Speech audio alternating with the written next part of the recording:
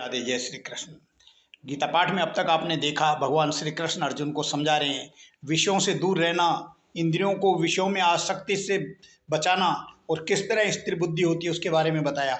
और आगे भगवान उसको बता रहे हैं अर्जुन को, नास्ति बुद्धिर्युक्तस्य न चायुक्तस्य भावना न चा भावयत शांति शांतस्य कुतः सुखम। भगवान कह रहे हैं जिसके मन इंद्रियां संयमित नहीं होती, जिसकी मन और इंद्रियां संयमित नहीं होती, ऐसे मनुष्य की बुद्धि नहीं होती, ऐसे मनुष्य में बुद्धि नहीं होती।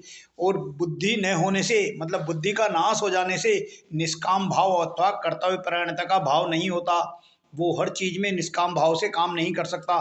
निष्काम भाव नहीं होने से, किसी में निष्काम भाव नहीं होने से उसको शांति नहीं मिलती।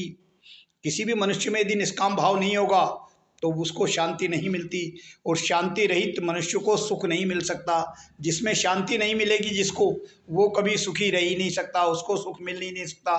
तो भगवान और आगे अर्जुन को समझा रहे, इंद्रियाणाम ही चरताम यन्मयो यन्मनो विधीयते तदस्य हरति प्रज्ञाम वायुर्नाम वपि वाम भसी। भगवान कह रहे कारण कि अपने अपने विषयों में विचरती हुई इंद्रियों में से, अपने अपने विषयों में विचरती हुई इंद्रियों में से जिस मनुष्य का मन अपना अनुगामी बना लेती है, मतलब इंद्रियों को जिस मनुष्य का मन अपना अनुगामी बना लेती है, मतलब इंद्रियों के अनुसार जो अपना कर्म करता है, वह जल में, जैसे जल में नौका को वायु हर लेती है, जल में चलती हुई नौका को जैसे कोई तूफान आता है तो वो उसको हर लेता है, उसी तरह उसकी बुद्धि का नाश हो जाता है।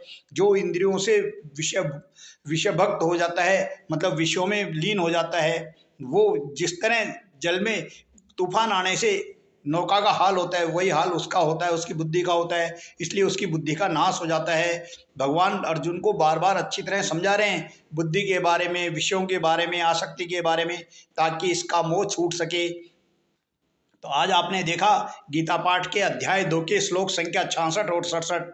इसके बाद और आगे कल देखेंगे। मेरे इस गीता पाठ को निरंतर श्रवण करें और मेरे इस वीडियो को लाइक करें, सब्सक्राइब करें, फॉलो करें, ताकि मुझे मोटिवेशन प्राप्त हो सके। धन्यवाद।